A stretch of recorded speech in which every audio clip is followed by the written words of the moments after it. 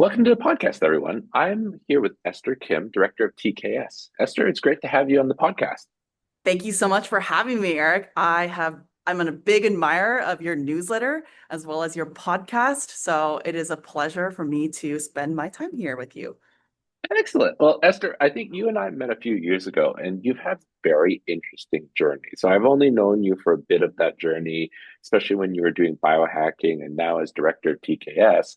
But, why don't you give the audience a bit of an overview of your background and the diverse interests that you have? Yes, so I have a very unconventional background. My parents certainly did not support me in my early days, as being a Asian American or Korean American. Both of my parents are immigrants, and so they landed in Silicon Valley, maybe in the 1970s. And so they brought me up here, and I'm first generation Asian American here in the United States in the Bay Area. So a little bit about myself. I am actually a trained genetic engineer. So I've worked in this vertical of genetic engineering in biomanufacturing. So what that in a very practical way means is I engineer small little microbes to produce alternative chemicals, such as like common chemicals that you find in your daily deodorants, in car lubricants, paints, things like that.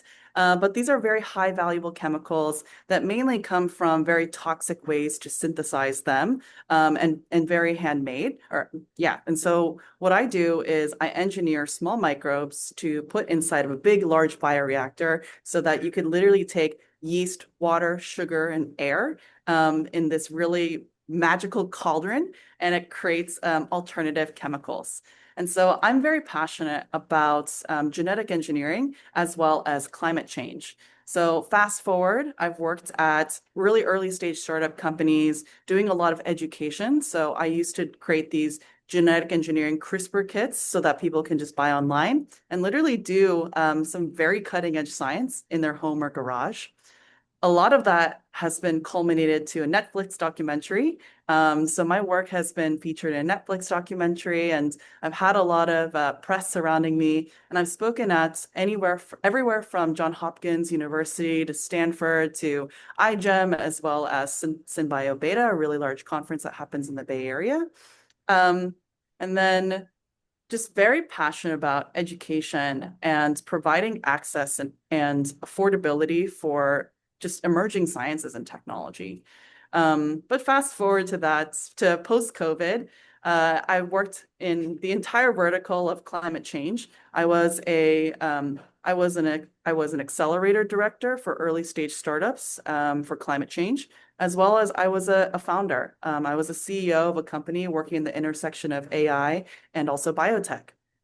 I've done the entire gambit, but now I'm at like my favorite role in the world, which is at TKS. So I can go a little bit about that a little later, but yeah, I'm very, very passionate about how to create impact from very small mechanisms, doing it very DIY and low cost, and being able to educate the masses. You sound like a Silicon Valley founder, at least many of them that I've met. So How it's many perfect. buzzwords did I use? Because I Exactly. want you to like get a squirt bottle and say like, no, Esther, don't use so many buzzwords It, here. it's all good. It's all good. All right. There is something I want to, that is a very impressive resume, in my opinion, right? But I want to pick on something you said just before you went through that very impressive spiel, which was, your first generation Korean American, and I bet your parents were like my parents. They wanted a bit more of a traditional career path. So how did you kind of fall into that diversity and that I'll call it unconventional career Yeah, so I was a shit student when I was growing path? up. I was the one Asian kid that didn't do well in math. Um, And my parents did acknowledge that, and they said, okay, Esther, like let's talk about your career path. And this was when I was probably in middle school. So it was really challenging for me to kind of grasp that. And like for a little bit more context, my mom is an amazing homemaker and she raised two kids. And my father, he also was he has a PhD in electrical engineering, and he's worked mostly on infrastructure of the internet with like networking systems back in the early days of the internet. And he also built many startup companies, as well as he did build a unicorn company. So I was very inspired at a very young age of like, I really want to be an entrepreneur. I really want to create impact in this world. And as I kind of grew up, academics just were not my thing. But my dad did acknowledge that I wanted to be an entrepreneur, but he said, you know, let's just play it safe. You should probably pick something in healthcare because you really love biology. And so they really encouraged me to go to pharmacy school because nice salary, really safe, good university. Um, and I have to be very frank with you. I got kicked out of university twice for my pharmacy doctorate because I just was not passionate about pushing pills. So no offense, pharmacists, but clearly, packaging drugs and providing healthcare to patients was just not my thing. But I found my niche with genetic engineering as it was emerging in 2015. Nice. And it's interesting because I've had a bit of an unconventional path as well, and definitely can share the, not the super genius in math that I think parents wanted. So, You know, the um, crazy thing is, my parents didn't know what genetic engineering was or had a really hard time grasping this concept until the Netflix documentary came out. They watched the Netflix documentary and they were like, we understand everything now. You're actually really cool, Esther. But that didn't take until, in my late 20s until they realized that. So, yeah, I think my parents were always supportive, but it was really funny to kind of watch that reaction. it's kind of interesting, right? Because your path is similar to, I always forget the Korean American actor. He's the doctor who became an actor later in his And career. Jong. Yes, exactly. Yes. Yes. But you've highlighted something else, right? I mean, it's very traditional Asian value. It's like you need the fallback plan, or as my mom said, it's like there's the golden rice bowl and the iron rice bowl.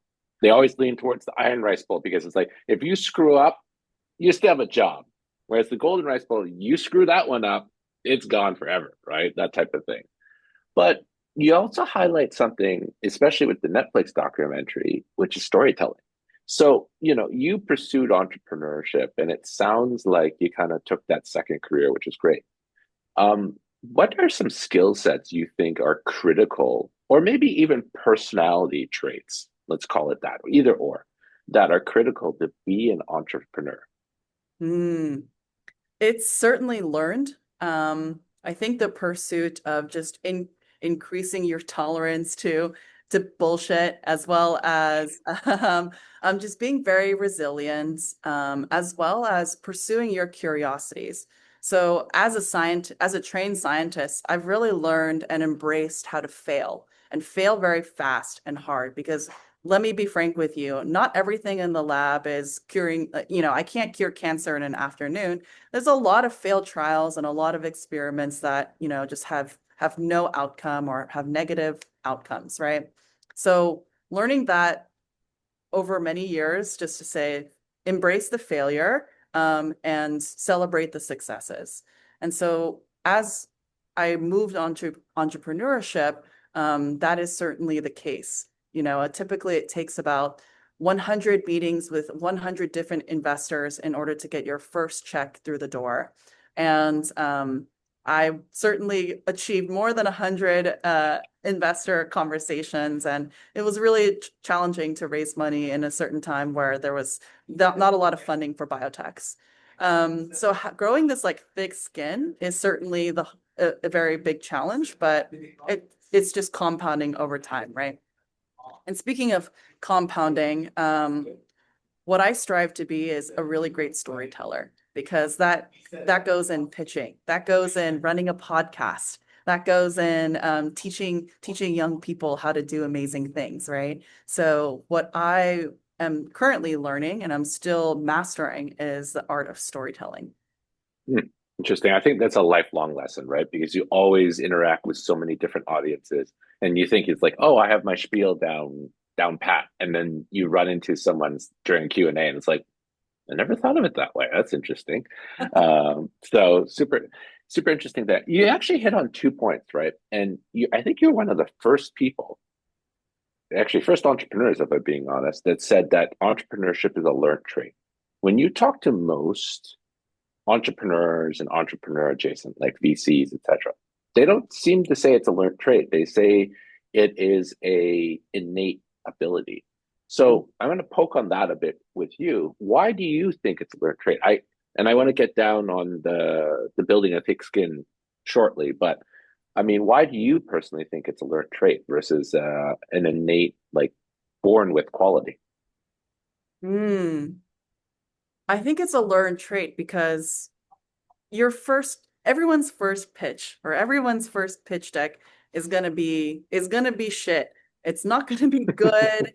Ideas are all over the place. And it's really just hard to articulate something that you're building that you've never built before or the world has never seen, right? So it's a very steep learning curve to understand how to pitch yourself, how to hold yourself accordingly, how to manage others. And so that's what I think, going back to the thesis of like business school doesn't teach. It doesn't teach you how to be a kick-ass entrepreneur. It teaches you about, like supply and demand and like and arrows that go up, right? All the theory, right? All the theories, right? But it doesn't teach you how to be resilient and how to evolve over time as a very scrappy entrepreneur that might be bootstrapping their company or that might be trying to build the next open AI through just like really little means, right? So I believe it's just like a learned trait over time, and there's really no amazing way to do it. You just have to do it. I agree with you on that one. So that kind of leads me to the second question, right? If it's a learned trait, and focusing specifically on, I guess, immigrant and also Asian American, but a lot of immigrant cultures as well. Especially, if our parents are the first ones over, they're going to take a more risk and adverse approach to living in a new country, right? And that sometimes can infect, especially and can be compounded by the cultural traits of like, hey, let's be risk adverse versus risk tolerant. So how did you personally kind of get out of it in some respects, becoming a bit more risk tolerant? So just through the practice, or do you think you had some mentorship or good advisors or just surrounded by a great community that said, hey, I want to give that a try?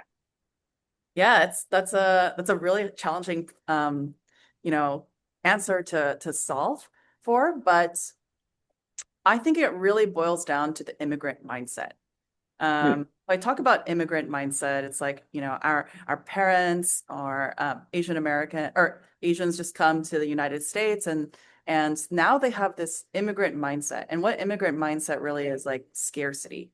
Hmm. How do we build resilience in like a very scarce time where we don't have a lot of money? We're displaced from our countries and now we're in a westernized community, right? And so how do we assimilate to the Western cultures while keeping our own cultures intact?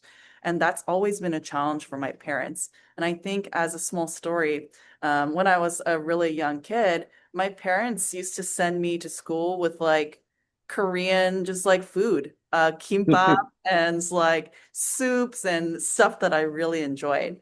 But when I opened my lunchbox at lunch, people were like, "Ew, what is that? That looks so healthy. Like, where's your Lunchables box? Where's your sandwich?"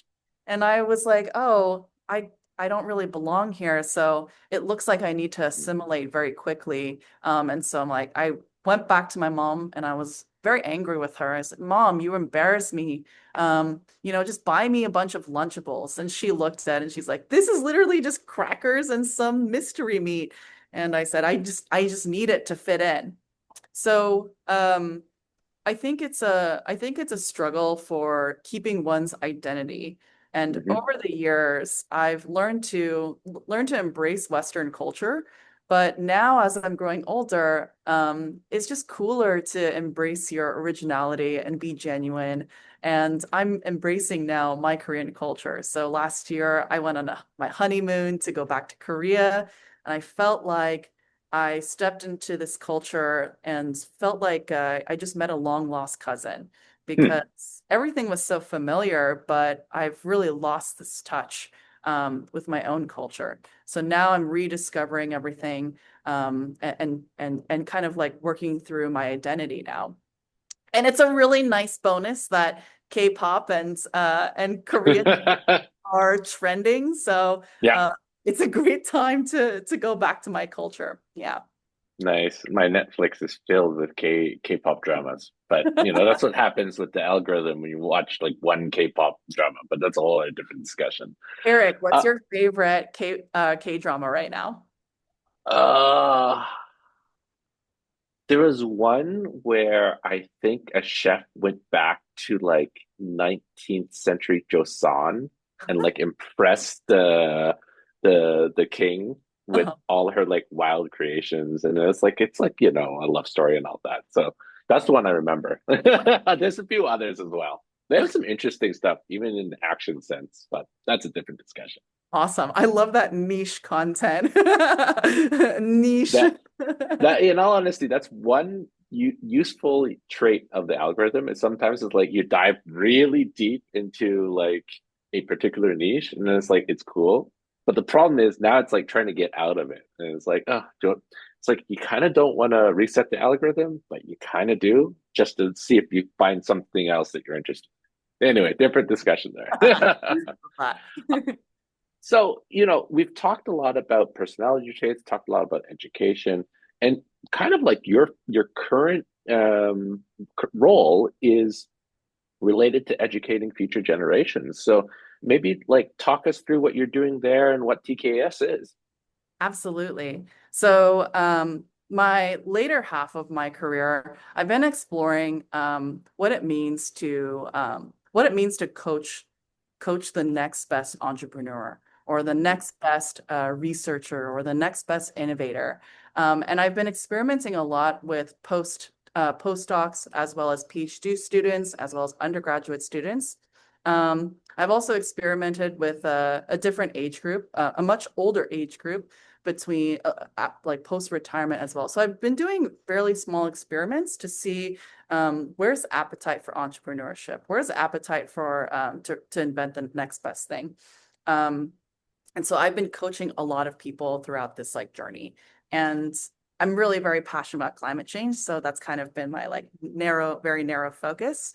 And I've seen a lot of success. And my formula really is how do we teach autonomy and agency to people? And Hmm. through these two means, it gives them a lot of confidence to also build and do whatever they want without fear.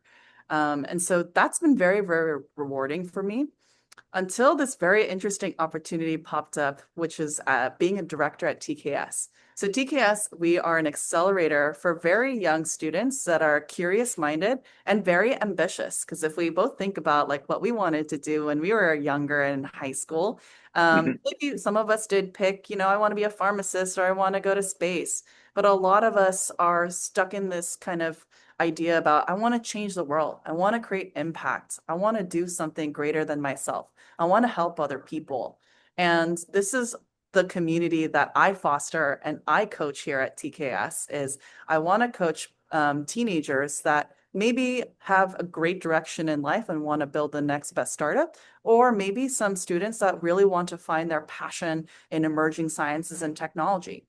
Hmm. So we're a 10-month program on the weekends, and we basically knock out what's the hottest thing happening in genetic engineering, quantum, AI agents, just exposing them to a lot of really awesome tools. and then pairing them with, hey, there's some really hard world's hardest problems, such as cancer, climate change, world hunger, infrastructure problems. There's so many problems out there. So students work with me through a capstone project to develop their sense of where they belong in the world, as well as find something that they're super passionate about. And of course, as a tangible item, they end up with a really awesome portfolio of work, and they go work at companies like Google, OpenAI, Meta, NVIDIA, Genentech, right? And they get into their top university of choice at Harvard, Stanford, Berkeley, MIT. So we've had a lot of student success over a 9-year track record. And I'm so happy to support all these students. Crazy story, as an aside tangent. Hmm. One of my first students that I coached, his name is Joao. He's from Brazil. And he and I worked on a project to make an app for Brazilian Sign Language through image recognition. And Hmm. was my first student, and he lives in a very rural place in Brazil. Didn't grow up with a lot of means, but he actually is physically here, visiting the Circuit Launch Lab. And so I got to Nice. meet him this morning, and it was very surreal because he gave a lot of gratitude of like, Esther, I honestly couldn't be where I am today, physically here in the Bay Area with this program, if I didn't have like, the agency to like apply myself. And so it was a very moving reunion, I would say. Excellent. Well, that's a great, heartwarming story there. And actually, what you talked about, agency and autonomy, is what I've been thinking about with AAPA as well. Because especially in the age of Gen AI, or just actually, I'll put it as technology broadly, right? We're increasingly seeing the empowerment of the individual to enact their dreams, more or less, right? But I always wonder with the current education system, yes, we need a common foundation, maybe common knowledge base, but how do we, as you put it, create the agency and autonomy? And in some respects, how do we recreate it for like older folks like you and I? I'm a bit more older than you, but that may have lost it because it's like, oh, if I do my 9 to 5 or pay my dues, I'll get here, right? Versus like, hey, why don't I revisit my teenage years of what I wanted to do and see what I do that. So can you give us a bit more about your thinking in terms of that autonomy and agency that you were talking about? Yes. Like how, Yep, absolutely. So it's age agnostic, right? I've coached veterans, I've coached very young people at the age of 13 and everybody in between. And what is a common thing, how to gain a lot more agency and autonomy is through project building. Just some passion project. Like Eric, when was the last time you went off on a side quest because you were curious and you wanted to just build something? all the time.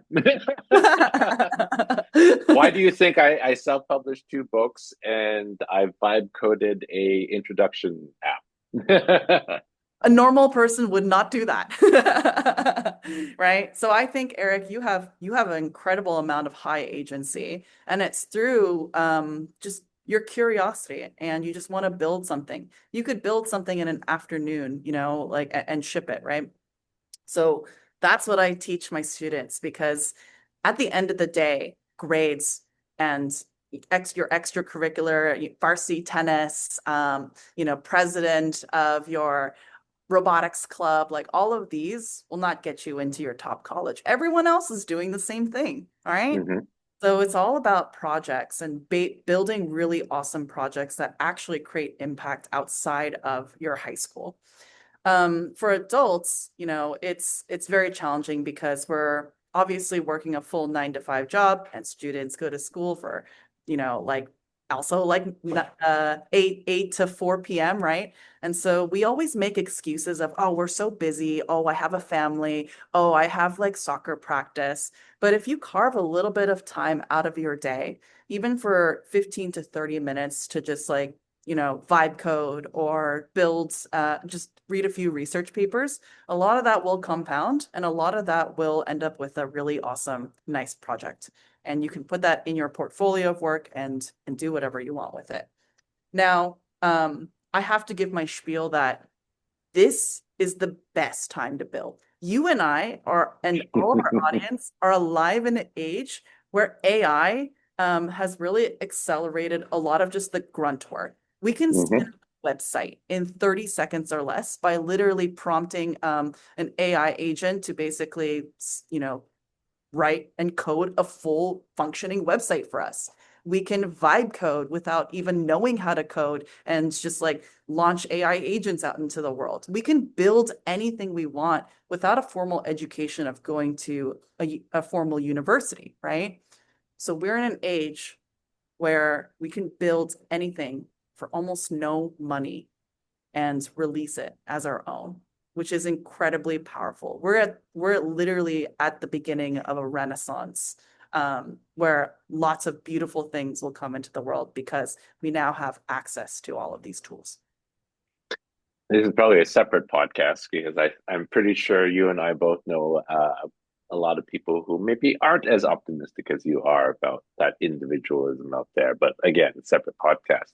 I want to poke a bit more because I find, to your point, it's getting over that hump, right? Especially for adults in terms of like, just try it. And I think you and I both recognize experience is critical. You call it slightly different, but experience. I look at it from a mentorship and career perspective. But perfect example is like you can't learn public speaking by reading a book. You actually have to go do it to understand your emotional set, right? Yep. But I also recognize there's a bit of, let's call it social coding involved, Mhm. right? In the sense that, well, no, we can't just ship. I've seen some ad somewhere in San Francisco. It's like they're shipping prototypes. Now you need to ship product, right? I mean, but the sentiment is there, right? Because we get trained as we grow older. It's like you can't just ship your first idea. You need to ship something that is taking into account everything. And you, as with a science background, you kind of probably were immersed in that environment for quite a while. So how do you kind of balance that too or overcome it? Because I find that's the biggest challenge, especially for older individuals. Yeah, and I've certainly gotten a lot of data points from working with postdocs and PhDs. They're very, I would say, in a very negative way, like stuck in their ways of trying to Hmm. make something perfect, right? Because they Hmm. have this academic pressure to publish. It has all the data has to be there. The manuscript has to be perfect. The defense has to be perfect, right? So everything that they've been training for has is this like idea of perfection. Now, I mostly work with entrepreneurs, and so perfection is actually um, not very useful in this Hmm. world of like something that's very fast moving, something that you need to build and ship right away, because you have to iterate multiple times in order to get it right. So we have this mindset that I coach, which is called done over perfect. And it, and it's really affected a lot of people's lives. But if you can only imagine an XY graph, and on the corner of the XY graph, we start at so the bottom is time, and then the y-axis is effort. And as we increase the amount of time and effort we put in, the line goes up, but it becomes very asymptotic because then you're trying to achieve this perfection over and over and over again. And as time goes on, it just kind of peters out. So I encourage students to just say like, "Hey, ship it, done. It's pretty okay." And we'll see what happens. And then they kind of iterate their next cycle. So we keep going in cycles versus just like iterating on one thing that's going to be probably not that perfect. That makes sense. So as we think about, you know, obviously you have the 10-week program for your teenage participants. 10 Are months. there 10 10 months, excuse me. I don't know months. where I got 10. Maybe I'm going faster. Who knows? But what resources would you recommend maybe for those who can't participate, maybe because of age or whatever, in the 10th month that, to start changing their mindset or thinking about, hey, um, how can I adopt this, autonomy and agency? Yeah. Um, as a small, quick plug, we are accepting students between the ages of 13 to 18 years old. So if you have a daughter or a son that would really benefit from this program of exploration and building, feel free to find us on our website at www.tks.world, San Francisco. And we are going to be accepting applications all the way up until middle of August. So mid-August, August 15th. So I'd love to see your students. And for those that don't necessarily are coming into the program or don't really meet those criterias, I would highly recommend reading www.highagency.com. It's a Hmm. really great article. It's a 30-minute article about number one, how to identify if you have high agency, right? So you can quantify yourself through a series of questions of, okay, maybe I have high agency or not. And if not, like, how do I become one? And the second part of the article, it gives you several examples of people throughout history that have achieved amazing, great things, and all because they have traits like they were weird in high school. They think differently. They believe that they can fly, right? There's just like some qualities that you see from these amazing great people that have invented like airplanes. And then the last kind of part of the article is really like, how do you get started to build yourself of higher agency? And so that really has changed the way that I think about how to create projects and how to build agency in other people. Excellent. Well, Esther, I always like to leave the last word to our guests. So, any final words? And we'll definitely include the link to the resources and the application for TKS in the description. But any other final words for our audience?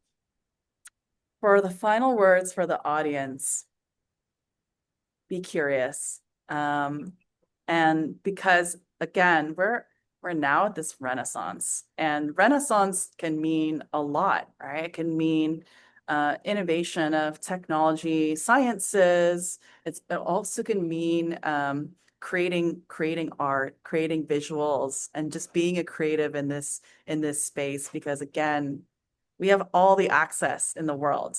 And if we have all the access and if we pursue our curiosities, we will make time for it. So this is what I encourage everybody that I meet to go and pursue and to chase and yeah, make something really beautiful. Excellent. I love it. Well, again, Esther, thank you for being on Thank the you so podcast. much. Yeah, Eric, it was so fun. I appreciate it. Have a great rest of your day. Thank you. Take care.